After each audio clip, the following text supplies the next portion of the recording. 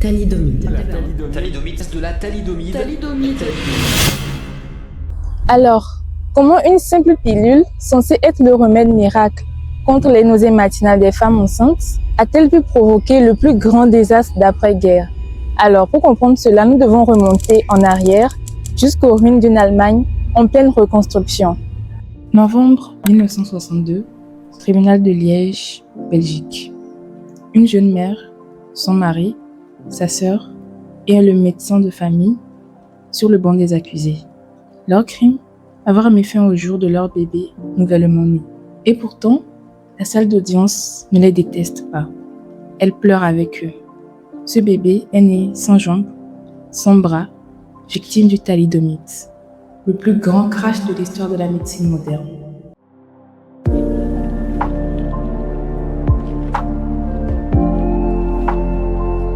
La guerre est finie, l'Allemagne est dévastée et une seule obsession, reconstruire, innover et vite. Le point de sortie, se réinventer à travers une industrie chimique, agressive et ultra compétitive. Prête à tout pour commercialiser le prochain blockbuster pharmaceutique. Bon, pour ceux qui ne le savent pas, en pharmacie, un blockbuster, c'est un médicament que tout le monde s'arrache, bref, qui a un succès massif. Et donc, c'est dans ce contexte de glow-up à tout prix qu'une ancienne entreprise de savon et de cosmétiques décide de se lancer dans la pharmacie. Ayez la vision. À leur tête, des anciens du régime nazi déchu, prêts à tout pour faire fortune, dont le docteur Heinrich Möchter. Et en 1954, dans leur laboratoire, leur rêve fut réalisé. La molécule miracle est enfin découverte. Le nom, le thalidomide. Là, c'est bon, le médicament est trouvé, mais il faut vérifier qu'il est safe. Alors, ces chercheurs, ceux de la Chemie Grünenthal, l'industrie pharmaceutique, administrent des doses massives à des souris, histoire de les tuer. Ouais, juste les tuer. Mais sans succès. Et donc, conclusion, le médicament est sûr, une erreur qui laissera maintes victimes. Et en 1957, le médicament sort en Allemagne sous le nom de Contergan. Il est vendu partout et il connaît un succès phénoménal. Très vite, les médecins se rendent compte que le thalidomide, le médicament en question, est très efficace contre les nausées matinales des femmes enceintes, surtout durant le premier trimestre de grossesse. Et donc, les femmes enceintes se l'arrachent. Le laboratoire vend ses licences partout dans le monde et le médicament est commercialisé sous des dizaines de noms. Distaval au Royaume-Uni, Kevadon au Canada et Softenon en Europe. Sauf dans un seul pays. Pendant que le thalidomide envahit le monde entier, aux États-Unis, une industrie pharmaceutique se dit « jackpot ». Il faut saisir cette chance. Rapidement, ils achètent les droits de commercialisation aux États-Unis sous le nom de Kevadon. Tout était parfait. Mais il restait une seule chose, avoir le feu vert de la FDA, la Food and Drug Administration. C'est là que tout bascule. En 1960, et Frances Kelsey, Dr Frances Kelsey, est canadienne, médecin et pharmacologue. Elle arrive fraîchement à la FDA et elle refuse de signer. L'entreprise lui met une pression d'enfer et la menace même pour blocage à l'avancée de la science. Mais elle ne cède pas. Elle doute. Un doute scientifique.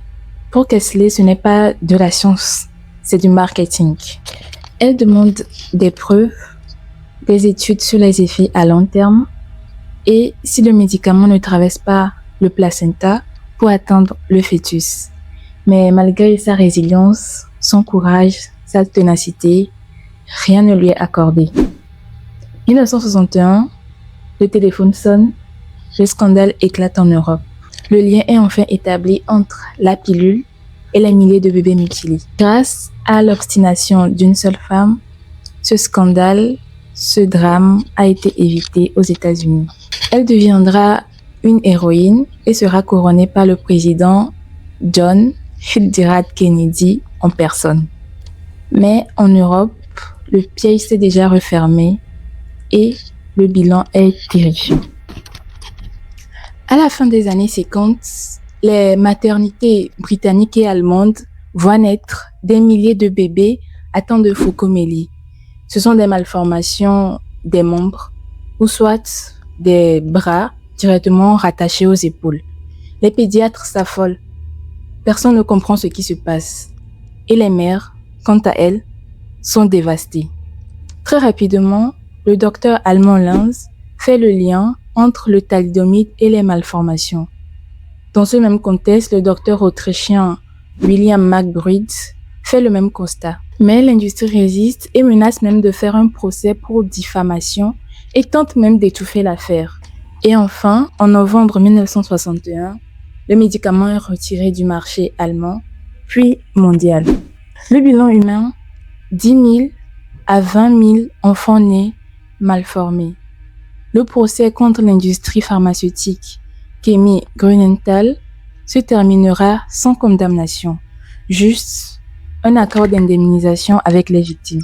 Ce drame du XXe siècle a permis de mettre au point des mesures de contrôle strict des médicaments après leur commercialisation, ce qu'on appelle communément en pharmacologie la pharmacovigilance.